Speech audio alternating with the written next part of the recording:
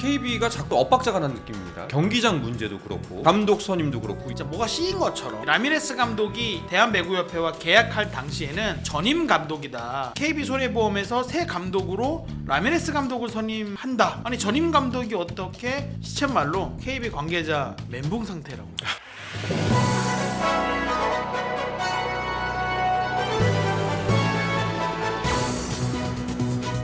오늘 함께할 두 기자분부터 소개해드리도록 하겠습니다.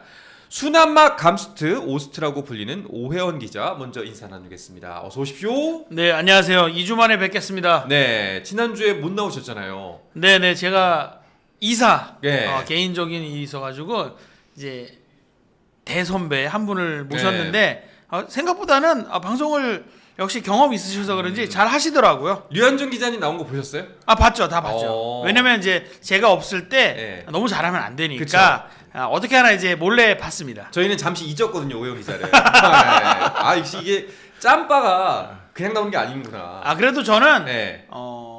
류한중 기자 방송을 지켜보고 나서 그 뒤에 경기들 연관 지어 보니까 네네. 류한중 선배가 방송에서 OK저축은행 저주를 하고 가셨잖아요. 네. 근데 귀신같이 OK저축은행이 2연승을 했습니다. 그래서 제가 크크크크를 류한중 선배에게 카톡을 보냈습니다. 네. 조용히. 그게 이제 지난주 방송을 본 저의 소감이랄까. 알겠습니다. 과연 이제 오늘 오혜원 기자의 예측들은 어떻게 나갈지 그것 나중에 확인을 해보도록 하겠습니다. 자, 그리고 김효경 기자도 함께합니다. 어서 오십시오. 안녕하십니까. 반갑습니다.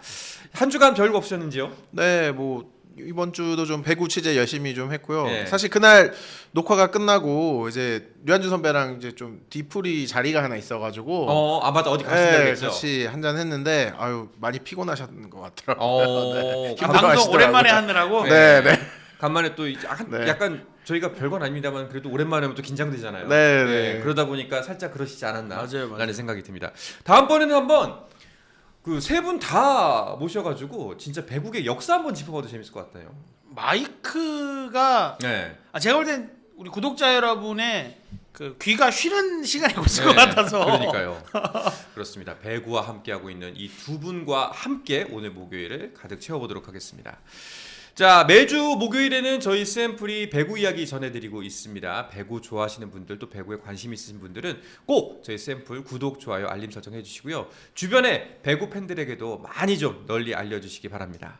자, 그러면은 샘플의 배구 이야기 주간 배구 시작해보도록 하겠습니다. 먼저 지난 한 주간의 배구 이슈들부터 짚어보도록 하죠. 위클리 헤드라인입니다. 두 분이 선정한 이슈들 발표해 주시죠. 네, 오늘은 제가 소개하겠습니다. 우선 라미레스 남자 배구 대표팀 감독이요. KB 손해보험 감독으로 좀 겸직을 할 뻔했는데 어쨌든 연맹 이사회를 통해서 무산이 됐습니다. 그리고 흥국생명과 정관장 경기에서 이제 수석 코치가 고이진 감독을 향해서 좀 약간 조롱하는 듯한 제스처를 취해서 좀 무리를 빚었고요. 마지막으로 지난번에도 한번 소개드렸지만 대한항공 이제 막심 선수의 이제 대체 기간이 끝나가는데요. 막심이냐 요스반이냐 이제 선택해야 할 시간이 다가오고 있습니다. 알겠습니다. 세 가지 모두 다 약간 좀 진짜 핫 이슈들인 것 같은데요. 여기도 좀 바람 잘 날이 없네요. 좋은 건지는 모르겠지만 네. 기자인 저희들에게는 네. 일거리다, 대목이다라고 네. 볼 수 있겠습니다. 알겠습니다.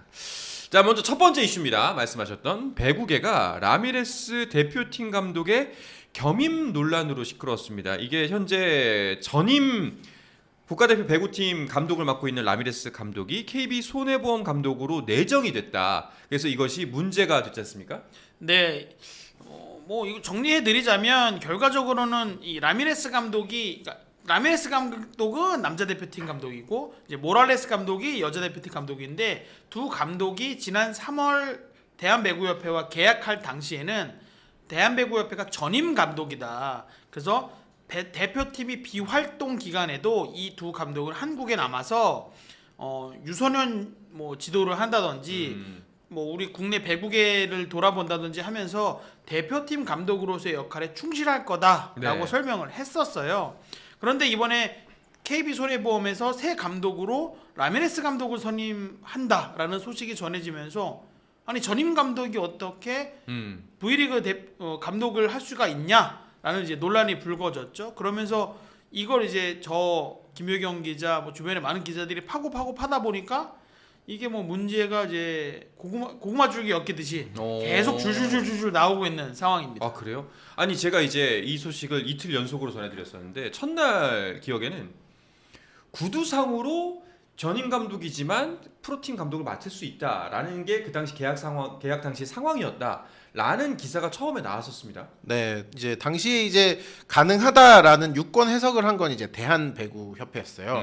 우리 배구 팬들이 사실 좀 이게 좀 혼동을 하실 수 있기 때문에 설명을 드리면 우리나라에서 이제 배구 관련해서 가장 큰 조직이 두 가지가 있습니다. 네. 이제 대한 배구 협회와 한국 배구 연맹이 있는데요. 허허허. 이거를 야구로 치환해 보면 대한 배구 협회가 야구 소프트볼 협회라고 생각하시면 되고요. 네. 그러니까 아마추어 대표팀 뭐 국제 경기 초중고 대회를 관장하는 기관이라고 생각하시면 됩니다. 네네. 그리고 한국 배구 연맹 코보가 이제 KBO와 비슷하게 프로 경기 관련 일정을 좀 관장하는 기구라고 볼 수 있는데요.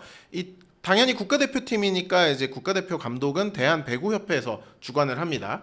근데 이제 KB 손해보험에서는 이제 지금 다들 아시다시피 마틴 블랑코 대행으로 시즌을 치르고 있고 3라운드가 끝날 때쯤부터 이제 정식 감독을 선임하려고 했는데 이제 어쨌든 라미레스 감독이 한국 대표팀을 이끌고 있는 상황이고 또 한국 선수들에 대한 이해도가 높기 때문에 네. 그러면은 라미레스 감독을 겸임하는 게 가능하다면 사령탑에 앉히는 게 좋을 것 같다라고 판단을 내렸고 대한배구협회에 이제 질의를 한 거죠. 근데 대한배구협회에서는 전임 감독제를 하고 있다고 하면서도 가능합니다. 이렇게 답변을 하면서 문제가 불거진 거죠. 일단 그렇게 답변이 나왔습니다. 그래서 마치 왜냐하면 제가 첫날 기사를 전할 때는 이게 가나보다 라는 뉘앙스였거든요. 기사의 톤 자체가. 네, 이게 이 배구협회가 사실은 이 전임 감독으로 계약한 이 두 지도자에게 겸임할 수 있는 기회를 열어준 건 사실은 자기들이 생각하기에 전임으로 데려왔지만 협회가 이 두 감독에게 지불하는 연봉이 일단 생각보다 굉장히 낮고 그다음에 국내에 머물고 있는 계약 조건이 국내에 머물며 아마추어 선수들도 지도하기로 했는데 그 기간이 자기들이 뒤늦게 생각해 보니까 이 두 지도자의 지도자 경력에 누가 될 수도 있다라고 판단을 했다는 거예요.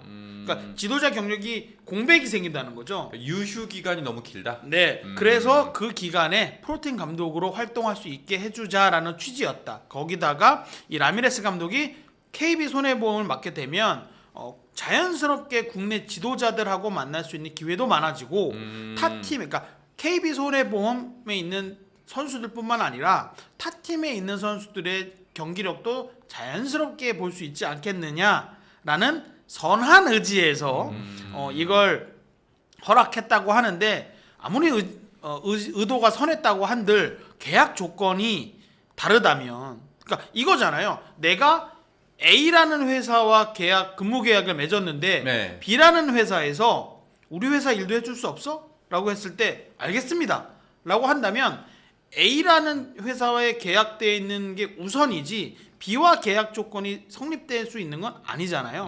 근데 지금 대한배구협회는 제가 들었던 예시에서 A라는 회사임에도 불구하고 그렇죠. 하세요. 네. 우리가 주는 돈이 많지 않으니까 하세요가 된 거예요. 근데 여기서 더 문제는 뭐냐면 이 두 감독을 영입한 게 경기력 향상 위원회라는 대한배구협회 내 조직이 따로 구성돼서 네. 여기에서 이 두 감독의 면접도 보고 해서 뽑은 거거든요.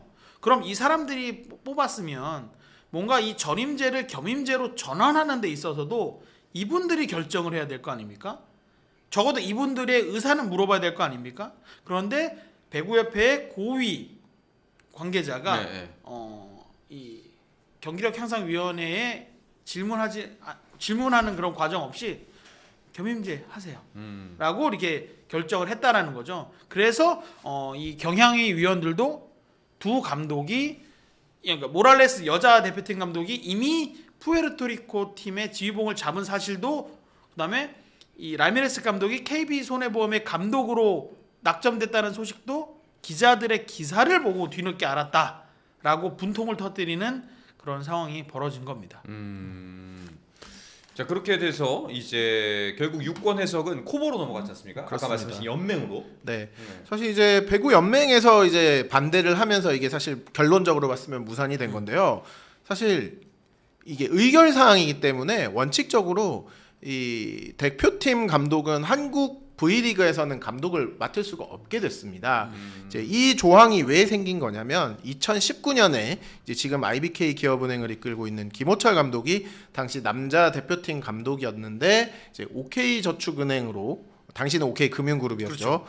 감독직에 내정이 되면서 이 문제가 발생했거든요. 그래서 이제 이사회에서는 이제 각 구단 단장과 이제 코보 관계자들이 모여서 의결을 했습니다. 그러면은 2019년 4월인데요. 그게 이제부터는 대한민국 배구 대표팀 감독은 프로팀 임기가 끝날 때까지 프로팀을 지휘할 수 없다. 이렇게 못을 박아 놓은 거죠. 네네. 근데 KB손해보험은 이 사실을 인지하지 못했다라고 주장을 하는데 인지를 못했다고 해도 문제고 네. 또 그걸 알고 진행했다고 해도 사실 문제라고 할 수가 있는 거죠. 그러다 보니 마침 이 기사가 나온 게 이사회 하루 전날이었어요. 네. 그래서 시기도 묘해요. 이사회의 긴급 안건으로 상정이 됐고 결국 구단들이 논의를 한 결과 라미레스 감독의 KB 손해보험행은 불가능하다라는 네. 결론이 내려지게 된 겁니다. 근데 아까 저는 사실 이제 배알못 배구 잘 모르는 사람으로서 여쭤보자면은 아까 그 대한배구 협회 해명 있지 않습니까? 여러 가지 뭐 선의로 판단할 수 있는 뭐 네. 국내 배구를 좀 더 파악할 수 있고 국내 선수들을 더 알 수 있고 국내 감독들과 친해지면서 현재 대한민국 배구 상황을 더 잘할 수 있다라는 부분이 영 안 와닿는 이야기는 아니거든요. 맞아요. 네, 그 네. 분명히 장단점도 있을 것 같은데 이야기 들어보니라는 생각이 들었거든요. 그러니까 그럼에도 불구하고 여론이나 다른 사람들이 다 이거는 말이 안 되지. 그러니까 협회도 그 부분을 이제 그러니까 단점보다 네. 그러니까 이 라미레스 감독이 KB 손해보험의 감독이 되면서 생길 수 있는 단점보다 장점이 더 크다. 그러니까 말씀하셨던 부분 그 장점이 더 크다라고 판단했기 때문에 문을 열어준 것인데 사실 V리그에 있는 다른 팀들도 뭐 라미레스 감독을 영입하려면 영입할 수 있겠지만 과거에 우리 V리그 팀 전체가 의결했던 내용이 있기 때문에 약속을 했던 게 있기 때문에 영입하지 않았다. 네. 그랬는데 이제 와서 KB 손해보험에게 그걸 풀어주자라고 하면 사실 이건 또 공정한 경쟁이 되지 않는다. 그렇죠. 라는 또 주장을 하는 거죠. 그러면서 이제 결론이 결과적으로는 라미레스 감독, 그러니까 KB 손해보험이 라미레스 감독에게 지휘봉을 맡기지 않는 걸로 결정이 됐습니다. 결론적으로 말씀처럼 그 이런 문제가 다시 벌어질 경우를 대비하는 차원에서라도 관련 규정을 좀 더 명확하게 할 필요가 있지 않을까. 네, 맞습니다. 사실 이게 어떻게 보면 또 이게 외국인 감독이기 때문에 사실 일어난 문제일 수도 있어요. 사실 그동안 이제 V리그에서 외국인 감독이 많지 않았는데 이번 시즌에는 저희가 몇 번 말씀드렸지만 남자부 같은 경우에는 지금 5명의 감독이 네. 외국인 사령탑이거든요. 그래서 당연히 이 감독들이 클럽팀과 대표팀을 겸임할 거라는 생각 자체를 아예 아무도 하지 못했던 것 같아요. 좀 그러면서 이런 문제가 발생했고 실제로 몇몇 구단 관계자들하고 이야기를 해보면 전임 감독제가 꼭 좋다고 생각하지 않는 분들도 많아요. 왜냐하면 우리가 이제 전임 감독제를 실시하고 나서 대표팀의 경쟁력이 올라갔느냐라는 질문을 했을 때 그렇지 않았다라고 답을 할 수가 있거든요. 그렇죠. 우리가 라바리니 감독만 해도 이제 겸임 감독이었거든요. 이제 해외팀, 클럽팀을 지도하면서 도쿄올림픽에서 4강 진출에 성공을 했었죠. 근데 그 뒤에 이제 맡았던 세자르 감독의 경우에는 전임 감독, 겸임 감독제로 해서 성적이 나지 않았거든요. 그래서 우리도 이제 전임 감독제로 가보자고 했지만 실질적으로 이 남자부든 여자부든 전임 감독제로서 우리가 국제대회 경쟁력이 올라갔느냐? 아니었단 말이죠. 그렇기 때문에 구단들도 이거의 효용성에 대한 의문은 있습니다. 하지만 그 의문이 있다면 제도를 먼저 바꾸고 나서 그렇죠. 선임을 해야지 이렇게 선임을 하면서 덜컥 약간 이게 좋은 게 좋은 거니까 갑시다라는 것은 좀 설득력이 떨어지는 거죠. 그러니까요.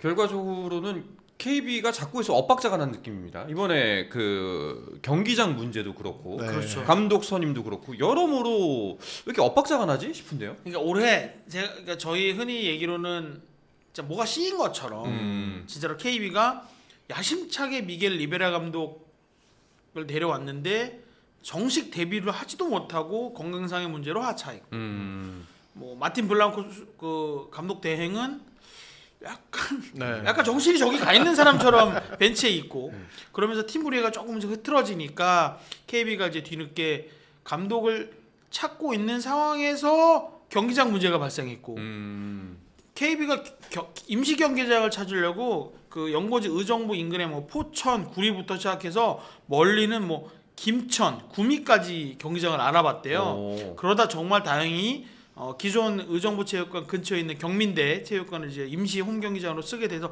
다행이다. 그래서 감독 문제까지 이제 마무리 짓나 했더니 여기서 또 엇박자가 나면서 지금 진짜 시쳇말로 KB 관계자 멘붕 상태라고.